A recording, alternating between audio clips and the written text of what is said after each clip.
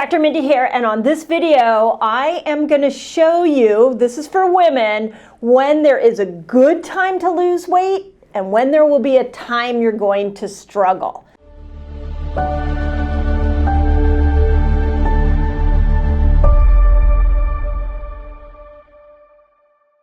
Okay, this is a really cool concept that I'm hoping is going to get into your brains after this video, because I want you to love living in the body that you are carrying around with you every single day.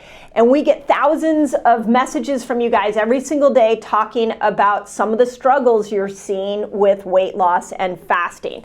So I've got 5 key points that I'm going to bring to you, really showing you how you can strategize using fasting as a weight loss tool and when you're going to want to back off and not fast so that you can recover and make sure that your body will have a sustained weight loss experience. So sit with me for a second here. Okay. First thing I want you to realize, let's start with the big picture and then I'm going to go into the details. The big picture is that there's a time in your monthly cycle, and postmenopausal women, don't worry, I'm going to come to you in a second. There is a time in your monthly cycle where you're going to drop weight quite easily. And if you've been following me for a while, hopefully you know when that time is, but I'll bring it to you here in a moment. And then there is a time in your cycle where you will struggle to drop weight. So it's based off of your monthly cycle. Now, I know that some of you have a 24-day monthly cycle. I know some of you have a 34-day. Some of you are perimenopause. You have no idea when your cycle is coming and going. But on this video, I just really want to give you some guidelines so you can start to really drop weight effortlessly and ditch the struggle of weight loss. Okay, so stick with me here. The second concept I want you to remember, and this one is, doesn't matter your age. Doesn't matter your age. This one is so massively important. It's called the hormonal hierarchy.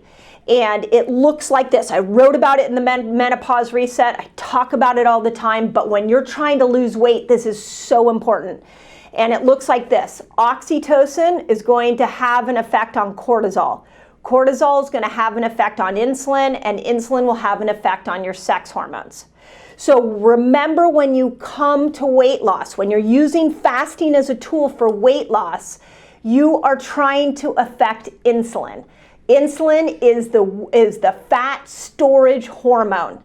So as insulin goes up, your fat storage goes up. If this is a new concept for you, go back and watch some of the other videos I've done on weight loss, because the calorie in, calorie out theory of weight loss is proving continually to be wrong. What we are learning for weight loss is you've got to work on insulin. So this is super important, because those of you who want to muscle your way to weight loss, you want to worry your way to weight loss, you want to stress your way to weight loss, you cannot do that. You have to be mindful that when cortisol goes up, insulin is hard to influence. So that's the second point I want to make. Okay, third point. You talk to any professional athlete. There is always a time for training and there is a time for recovery. So when we come to weight loss, we tend to think, I just want to lose weight. Let me just do whatever I need to do, and let me do it over and over again until it drops, the weight drops. But the body doesn't work like that. It needs some recovery. And if you honor recovery when you're in that period where you're trying to lose weight, you will be more effective. So there's some big mind shifts I want you to have here. You may have to go back and listen to this video again to just let this sink in. When it comes to weight loss, we're going to approach this like an athlete approaches performance. There is a time to train and there is a time to recover. Now, what's really cool is we can use your monthly cycle to know when that time is. And I'm going to be very broad in this explanation right now.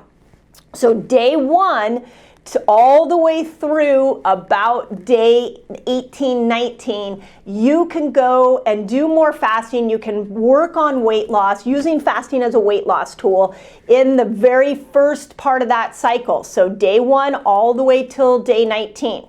So in that window of your cycle, your body can handle what we call hormetic stressors really nicely. Now, if you've heard me talk about the fasting circle or the fasting circle that we're teaching in my academy, you're going to say, but wait, I thought there was a middle period during ovulation that I needed to mind. For this video, I'm giving you the big picture. If you want to lose weight, you're going to succeed at using fasting as a tool to lose weight from day 1 till you get till about day 19. Now, there's one little window in there. For those of you who are in the academy and you're following the fasting circle, there's one little window that I want you to be aware of, which is day 10 to day 15. I would just mind your fast. Don't go into a 24-hour fast in that little window.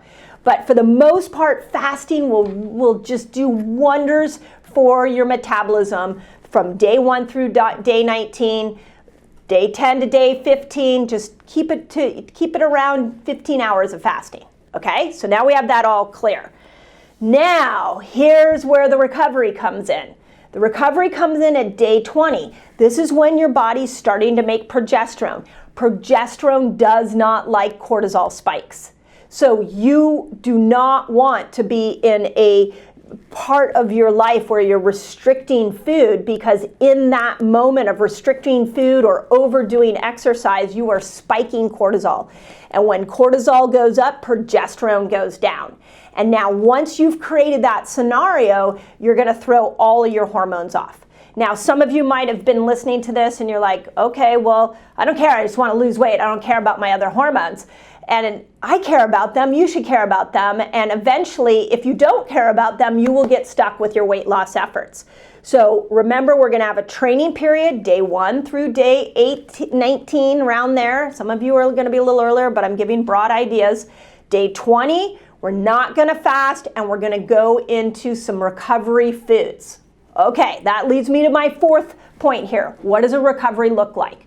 Recovery when you're trying to make progesterone does not look like sit on the couch and eat a tub of ice cream. That's not going to help you with your weight loss efforts. But it does look like at day 20, just you're going to fast less. You're going to not fast more than what your body is used to. So if you're used to like 13 hours, let's keep it there. If you're listening and you're like, but I'm used to 24 hours. Doesn't matter. I want you to bring down your fasting to about 13 hours, or don't fast at all. Maybe eat breakfast. Mix up your eating style. And at that point, what I want you to be eating are foods that will raise progesterone. So what you're doing to your body is you're telling your body, we're safe. We're okay. And when you tell your body it's safe, then it will, when you come back to day 1, is going to want to lose weight again. When your body thinks it's running from a tiger, it doesn't want to reproduce, it doesn't want to grow you beautiful, lush hair, it doesn't want to calm your mind, and it doesn't want you to lose weight. It has no incentive because it thinks you are running from a tiger. So that week before your cycle, we need to keep cortisol down, we need to bring progesterone up, and we do that by 13 hours fast max if you're used to it, and hormone building foods like the beans, the squashes, everything I've talked about here. Okay, check this out. I have a free fasting guide for you all. It's free. And it's going to teach you all the basics of fasting. It's going to teach you how to kill hunger when you fast, which is really cool. And it's going to show you how to break your fast, among many other things. All you got to do is click on this link right here and enjoy. You're also going to shift your workouts. So go more into the yoga, less into the cardio. And you're going to think of that time period, or more walks, more gentle. I really want you to look at the week before your period. I really want you to look at it as recovery. And then when day 1 hits, we can go back to fasting for weight loss. So super important, and I can't emphasize this enough because I don't want you to be frustrated with weight loss and fasting. I want you to be really skilled at this. Last thing, if you are like listening to this and you're like, oh my God, this woman's crazy. What is she talking about? What do you mean I have to do things differently with my cycle? Then you need to go and see the video where I have several videos, but the one about how women should be fasting. So I will put a link in it here. Make sure that you guys get it. I've done a ton of videos on women and fasting, but I want you to know how you should be fasting. I have another great video called Why Everyone Should Be Fasting. So I'm a big fan of fasting. And as always, don't give up on yourself. Just keep working the principles. Hope it helps.